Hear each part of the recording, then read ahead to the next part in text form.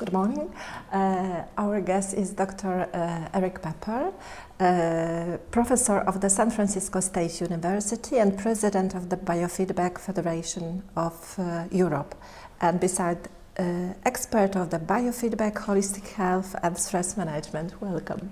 No, thank you for inviting me. Could you please tell us what the biofeedback is and how could it help to improve our health and well-being? Biofeedback is a tool, or usually equipment, that monitors just what happens inside and displays it back on the screen or by sound in real time. And so it's really just a mirror of what is inside. It makes the invisible visible. It is almost like a stethoscope a doctor would have used to amplify the heart. And this way you can observe yourself. Now the question, as a tool, you can use it for many different things. It can be taught, one, for awareness. I'm totally unaware. My shoulders are tightening when I'm at the computer. Oh, once I become aware, I may develop options to say, how can I bring it down? That may take learning. So the learning process of inner physiology is like learning to play the piano. It takes practice.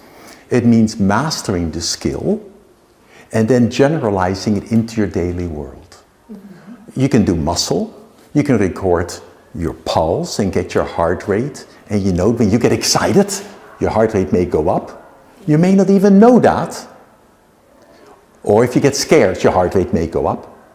And if you could become aware that your heart rate is going down, and I could teach you, or with the equipment, we can teach that doing some practices lets you get centered again and quiet, then all of a sudden you develop mastery. So biofeedback is a tool of self-mastery.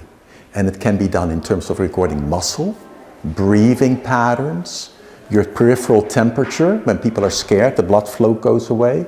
You can bring it back and teach people to warm, or even just warm one finger. You can learn to control your brainwave activities. Any pattern you can observe, and then the equipment reflects it back. For example, one of the new patterns we were using today was, for example, a pattern of posture. People collapse. They have no idea that you collapse. And your mother told you many years, please sit up straight. But you collapse anyway. And now, because you're unaware, you're doing it. Now you could get a device you put on your back. And every time you would, and now you calibrate it on your cell phone, so it's economical and cheap. And now you can say, be upright or straight. You calibrate it, and now nothing happens. Now when you collapse, it now vibrates and tells you, hey, you have just collapsed. At that moment, you can identify what happened. I was moving forward to look at the screen. I had a depressive thought. I got exhausted, or whatever. Then I have options. So with the teaching, whether it's educational, or by coaching, or by therapy, you can help identify what the pattern is. You can learn with training to improve your skill, and then you integrate it. Thank you. Can we use also feedback for unlearning patterns of pain?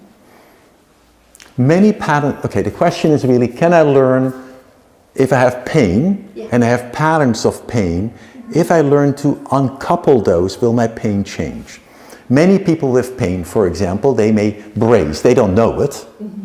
And that pain pattern escalates and cycles. So if I can interrupt that, then my pain may be less. Many people with pain, without knowing, if I'm going to get up from a chair, then I have pain. I have many pieces. One, I anticipate the pain that my pain gets worse before I get up. I don't even know I do it, but I do.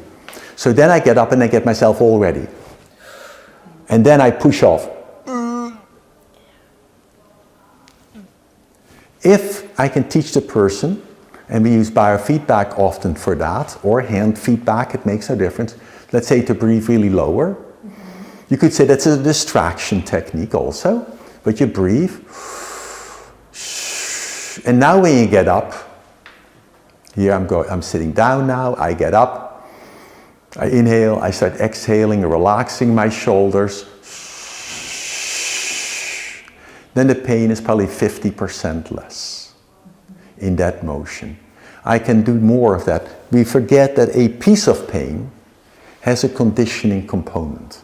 And if I can interrupt those, then there are new options. Thank you.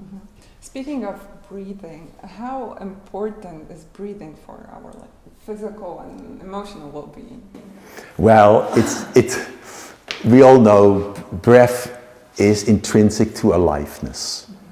You know, all of us at night, hopefully most of us, were breathing without thinking about it. During the day, we're breathing without thinking about it. And yet we also can have voluntary control. It's one of these patterns which I can hold my breath, and I can do it maybe for 2 minutes, or I can gasp, or I can modulate it in many different ways. I can breathe in my chest or stomach. Breathing is the marriage between the unconscious and the conscious. It is the marriage or the connector between the autonomic system, the involuntary, and the voluntary. So if I, for example, learn to breathe real evenly, about 6 breaths a minute, so I inhale, I exhale, then I couple and amplify the natural heart rate variability. So when I inhale, you could say that's sympathetic activation. It's really more the parasympathetic pulls out. I inhale, heart rate goes up. And as I exhale, I recover. Heart rate goes down, and it's regeneration. And so it's critical. If you think of breathing, breathing represents spirit, pneuma, chi. It is the measure of spirit. It represents emotions, the breathing patterns. I'm afraid. Or tenderness. And so the patterns of breathing are coupled to emotions, to life, to energy. And I know that in medicine, we don't tend to think of it that way. We think of breathing only in terms of number of the breaths per minute, carbon dioxide, oxygen saturation. But really, it's pattern of breathing. Which parts do I have flexibility with? Think of a little baby. A little baby, you know, when it's peaceful, not when it's crying. I know the difference. The baby has like this big Buddha belly, just moves in and out. The chest doesn't move very much, just like my dog. When my dog is lying down, the stomach moves. That is feeling safe and peaceful. It's safety is first. And when you're safe, you can allow yourself to breathe lower, more, and that's a time of regeneration. So to regenerate, you want to learn to breathe even, effortlessly, and lower. So could you give small tips for everyday life for any person that can do, you know, at home or at work to control the breathing? Well, the first tip is, do you really want to change? Or even observe? But all kidding aside, I think the patterns we are unaware of is that we hold our breath. We tend to quickly, when we're surprised, we're listening for danger. If I can even just observe that, when my cell phone goes off and I hold my breath, is it necessary to hold my breath? No. Let me keep breathing. Let me pause for a moment. So catch yourself where you hold your breath. 2, at night, or when you want to learn to breathe, do it lying down. Put about a 2 kilo weight on your stomach, like a bag of rice. And when you're lying like this, all you do is you just inhale, let the stomach go out, and as you exhale, and think of the air going down your legs. And finally, you can do this many times. So I gave 2 practices. When you hold your breath, re-establish breathing. That will lower the arousal. 2, for regeneration at night, do this for 10 or 15 minutes. And you can almost think as you're lying like this, you can imagine the air flowing out your legs, like water flowing out. I know it's just a sense of awareness. But it captures you. And then, finally, many people are resentful. They are fearful. They anticipate their boss or a conflict. And in practice, we found very helpful, which is if, let's say, I'm angry with you or I get irritated. And of those, they may go on for months. Then what happens, even when I think about you, I already anticipate it. And so what I want to do is to interrupt that chain. We cannot change habits. We can only interrupt them and make a new habit. Okay? Learn new ones. You interrupt the pathway. So if the pathway, I think of you, I get tight. The moment I think of you, I'm going to shift and do something else. And then slowly that pathway will become stronger. So in this case, if I think about you, the moment that thought almost comes up, before it even has reality, what I do is take a gentle breath. I may think of someone I love, like my grandmother, not your partner, because that's often conflictual. A dog is good. A dog is very good, absolutely.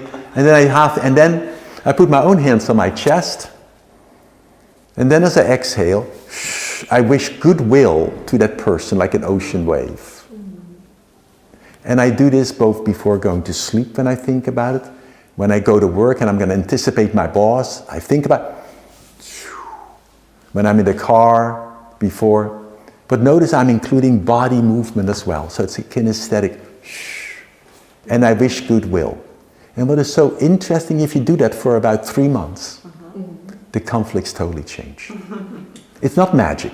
It's the willingness to interrupt you, to be aware, to say, gosh, I'm willing to explore new options. And health really is having an openness to new options. Because health is much more than the absence of disease. Thank you very much. Oh, it's my pleasure. Very much. Oh, it's truly a pleasure. Thank you for inviting. Thank you very so much.